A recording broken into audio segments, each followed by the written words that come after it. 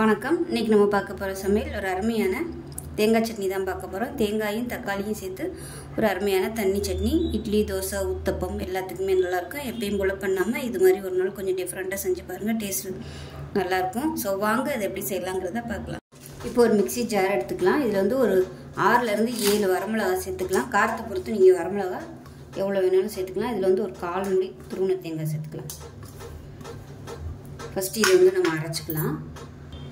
இப்போ இந்த அளவுக்கு அரைச்சிக்கோங்க. இதில் மீடியம் சைஸாக ஒரு 2 தக்காளி சேர்த்துக்கலாம். இப்போ இதை வந்து அரைச்சிட்டு வந்துடலாம். இப்போ பாருங்கள், நல்லா இந்த அளவுக்கு நல்லா நைஸாக அரைச்சாச்சு. இப்போ ஒரு கடாயை எடுத்துக்கலாம். இதில் வந்து தாளிக்கிற அளவுக்கு எண்ணெய் சேர்த்துக்கலாம். ஒரு 3 டீஸ்பூன் போல் எண்ணெய் சேர்த்துக்கலாம். வெங்காயமும் வதக்கணும்.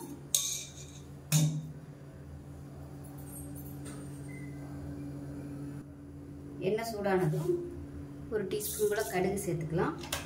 ஒரு டீஸ்பூன் போல் சீரகம் சேர்த்துக்கலாம். கொஞ்சமாக கருவேப்பிலை சேர்த்துக்கலாம். இப்போ இதில் ஒரு கைப்பிடி அளவுக்கு வெங்காயம் சேர்த்துக்கலாம்.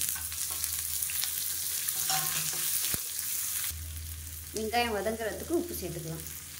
இப்போ வெங்காயம் நல்லா கொஞ்சம் ப்ரௌனாக வர ஆரம்பிச்சிருச்சு. இதில் கொஞ்சமாக பெருங்காயத்தூள் சேர்த்துக்கலாம்.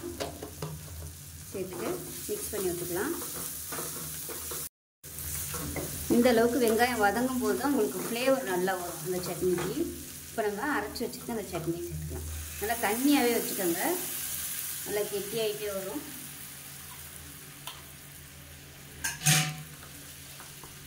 இப்போ தான் நல்லா கிளறி விட்டுக்கலாம். கொஞ்சம் நல்லா கொதி பிடிச்சி வர்ற வரைக்கும் கிளறி விட்டுகிட்டே இருக்கணும்.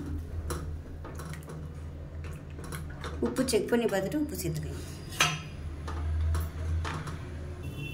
இப்போ நல்லா கொதிக்க ஆரம்பிச்சிருச்சு. கேஸ் அமர்த்திடலாம். இந்த சட்னி வந்து நீங்கள் தண்ணியாக வச்சுக்கிறதுனால வச்சுக்கலாம், இல்லை கெட்டியாக வச்சுக்கிறதுனால வச்சுக்கலாம். நான் வந்து இன்றைக்கி கொஞ்சம் தண்ணியாக தான் வச்சுருக்கேன்.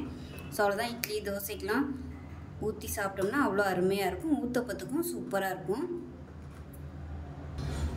இப்போ பாருங்கள், அருமையான சட்னி ரெடி ஆயிடுச்சு. இந்த மாதிரி பஞ்சு போல் இட்லி சுட்டு அது மேலே ஊற்றி ஊற வச்சு சாப்பிட்டிங்கன்னா அட்டகாசமாக இருக்கும். சாப்பிட்டுட்டே இருப்பீங்க. ஒரு தடவை இதே மாதிரியே செஞ்சு பாருங்கள். செஞ்சு பார்த்துட்டு எப்படி வந்துச்சுங்கிறத சொல்லுங்கள். வீடியோ பிடிச்சிச்சுன்னா லைக் பண்ணுங்கள், கமெண்ட் பண்ணுங்கள், சேனலை சப்ஸ்கிரைப் பண்ணுங்கள், பக்கத்தில் உள்ள பெல் பட்டனையும் ப்ரெஸ் பண்ணுங்கள். நன்றி.